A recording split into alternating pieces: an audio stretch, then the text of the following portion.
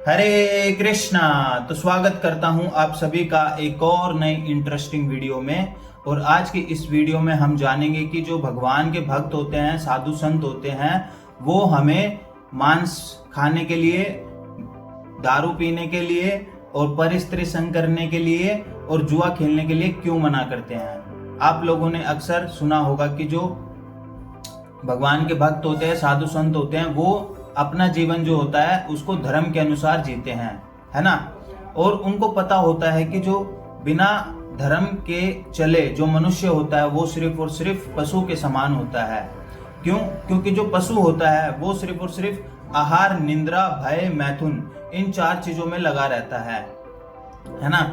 जैसे कि आहार वो खाएगा, निद्रा सोएगा, और भय अपने जीवन को चलाने के लिए संघर्ष करेगा, और मैथुन और बच्चे पैदा करेगा। इन 4 चीजों में जो पशु होता है वो लगा रहता है पूरे जीवन भर। और आज के समय में जो मनुष्य है वो भी इन्हीं 4 चीजों में लगा हुआ है ना। आहार, निद्रा, भय, मैथुन, इन 4 चीजों में लगा हुआ है। परंतु मनुष्य का जो कर्तव्य है यही 4 चीजें करना नहीं है। उसका एक विशेष कर्तव्य भी है जो उसे पशुओं से अलग बनाता है, वो है धर्म। जी हाँ, धर्म ही है जो मनुष्य को पशु से अलग बनाता है। इसके संदर्भ में एक श्लोक भी आता है जो कि इस प्रकार से है। आहार, निद्रा, भय, मैथुनम च संयमम एतत् पशुभिर्नराणाम धर्मो हि तेषाम अधिको विशेषो धर्मे नहीना पशुभिर समाना। तो इस प्रकार से श्लोक आता है और इसका जो अर्थ है इस प्रकार से है। मनुष्य और पशु में आहार, निद्रा, भय, मैथुन समान है ना। पर मनुष्य के अंदर धर्म जो है वो विशेष चीज है। बिना धर्म के मनुष्य पशु के समान है, ये इस श्लोक के अंदर बताया गया है। अब यहाँ पर ये बात स्पष्ट हो चुकी है कि धर्म का पालन करना आवश्यक है। अगर हम धर्म का जो पालन है नहीं करते तो क्या होता है, हम सिर्फ और सिर्फ पशु के समान हैं। और जो साधु संत होते हैं हमें 4 चीजों के लिए मना करते हैं: दारू, परस्त्री संग, मांस और जुआ खेलना। तो जब हम इन 4 चीजों को करते हैं तो हमारा जो धर्म है उसके 4 स्तंभ होते हैं जो कि इन 4 चीजों को करने से टूट जाते हैं। धर्म के 4 स्तंभ कौन कौन से हैं? धर्म के 4 स्तंभ है सत्य, तप, दया, शौचम, है ना। अगर कोई व्यक्ति इन 4 चीजों में लगता है, किन 4 चीजों में? मांस खाने में, परस्त्री संग करने में, जुआ खेलने में और नशीले पदार्थों का सेवन करने में, तो जो उसके धर्म के 4 स्तंभ होते हैं उसमें से कोई सा ना कोई सा स्तंभ उसका टूट जाता है। इसलिए जो साधु संत होते हैं हमें इन 4 चीजों को करने से मना करते हैं, है ना। तो जैसे कि हम मान लो मांस खाते हैं, तो मांस खाने से क्या होता है, जो हमारा दया का स्तंभ होता है वो टूट जाता है ना। हम क्या करते हैं, जो हमारा दया का स्तंभ होता है वो टूट जाता है। कैसे? मान लो कोई व्यक्ति मांस पका के खा रहा है, तो जिसको उसने काटा, खाया, वो क्या है? वो जीव है। 84 लाख जो योनियां भगवान ने बनाई है उसके अंदर से एक वो जीव है जिसके अंदर प्राण बसते हैं। वो क्या कर रहा है, उस व्यक्ति को, उस जीव को काट के खा रहा है। किसके लिए? अपनी जीवा के स्वाद के लिए।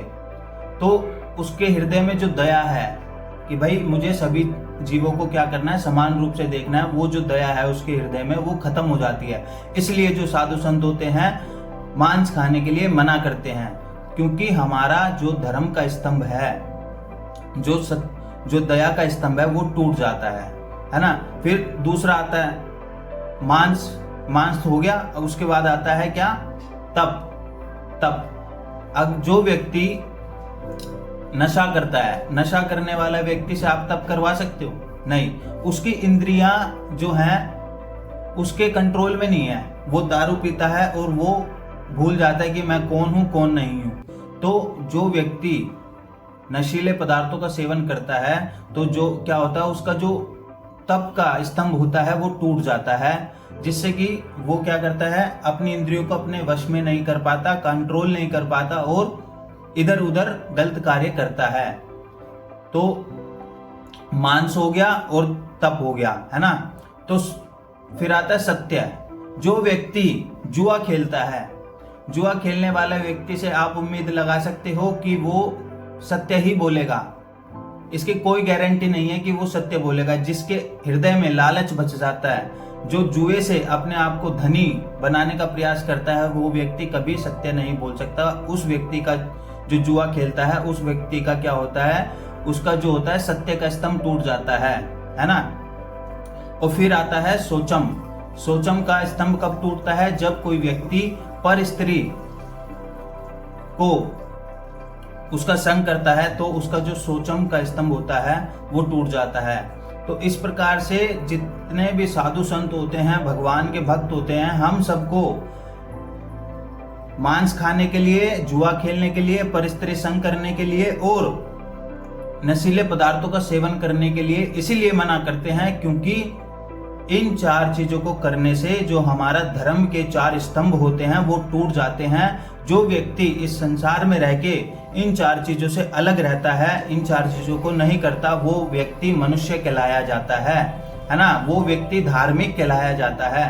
तो इसीलिए जितने भी साधु संत होते हैं वो हमें बोलते हैं इन 4 चीजों को नहीं करना चाहिए। आज मैंने आपको इन 4 चीजों को करने के पीछे का जो कारण है ना करने का, वो मैंने आपको बताया है। और आपसे मेरी उम्मीद है कि आप इसको अपने जीवन में अपनाएंगे और इसको रियलाइज करने का थोड़ा सा प्रयास करेंगे। तो इसी कारण की वजह से जो साधु संत और भगवान के भक्त होते हैं हमें मना करते हैं कि हमें इन 4 चीजों में नहीं लगना चाहिए।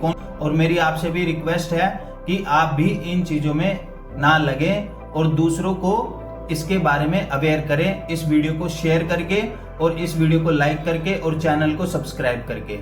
Thank you very much. Hare Krishna.